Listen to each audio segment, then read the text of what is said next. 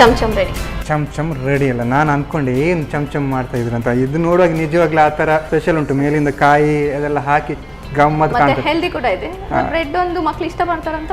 ಹೌದು. ಓಕೆ, ತುಳಸಿ ಅವರು ಸಾಕಾಗಿರುವಂತಹ ಚಮ್ ರೆಡಿ ಮಾಡಿಬಿಟ್ಟಿದ್ದಾರೆ. ನಾನಂತೂ ಇದನ್ನ ಟೇಸ್ಟ್ ಮಾಡೋಕೆ ಕಾಯ್ತಾ ಇದ್ದೇನೆ. ನಾನು ಟೇಸ್ಟ್ ಮಾಡೋಕ್ಕೂ ಮುಂಚೆ ಇದನ್ನ ಹೇಗೆ ಮಾಡೋದು ಅಂತ ನೋಡ್ತೀನಿ. ಚಮ್ ತಯಾರಿಸುವ ವಿಧಾನ: ಸ್ವಲ್ಪ ನೀರಿಗೆ ಹಳದಿ ಬಣ್ಣ, ಸಕ್ಕರೆ ಪುಡಿ ಹಾಕಿ ಕಲಸಿಡಿ. ಇನ್ನೊಂದು ಬೌಲ್ ನಲ್ಲಿ ಹಾಲಿನ ಪುಡಿಗೆ ಫ್ರೆಶ್ ಕ್ರೀಮ್, ಸಣ್ಣಗೆ ಹೆಚ್ಚಿದ ಪಿಸ್ತಾ ಬಾದಾಮ್ ಪುಡಿ, ಸಕ್ಕರೆ ಪುಡಿ ಹಾಕಿ ಕಲಸಿಡಿ. ನಂತರ ಬ್ರೆಡ್ ಅನ್ನು ದುಂಡನೆ ತುಂಡು ಮಾಡಿಕೊಂಡು ತಯಾರಿಸಿದ ಹೂರಣವನ್ನ ಹರಡಿಕೊಳ್ಳಿ. ಆ ನಂತರ ಇನ್ನೊಂದು ಬ್ರೆಡ್ ತುಂಡನ್ನ ಅದರ ಮೇಲಿಟ್ಟು ಬಣ್ಣದ ಸಕ್ಕರೆ ನೀರಿನಲ್ಲಿ ಅದ್ದಿ ತೆಗೆಯಿರಿ. ಬಳಿಕ ತೆಂಗಿನ ತುರಿಯಲ್ಲಿ ಹೊರಳಿಸಿ ಮೇಲಿನಿಂದ ಪಿಸ್ತಾ ಪುಡಿ ಹಾಗೂ ಚೆರಿಯನ್ನಿಟ್ಟು ಸರ್ವ್ ಮಾಡಿ. ಈಗ ಸವಿಯಾದ ಚಮ್ ಸವಿಯಲು ಸಿದ್ಧ. ನಮ್ಮ ಟಿವಿ ಕರಾವಳಿ ಕರ್ನಾಟಕದ ನಾಡಿ ಮಿಡಿತ.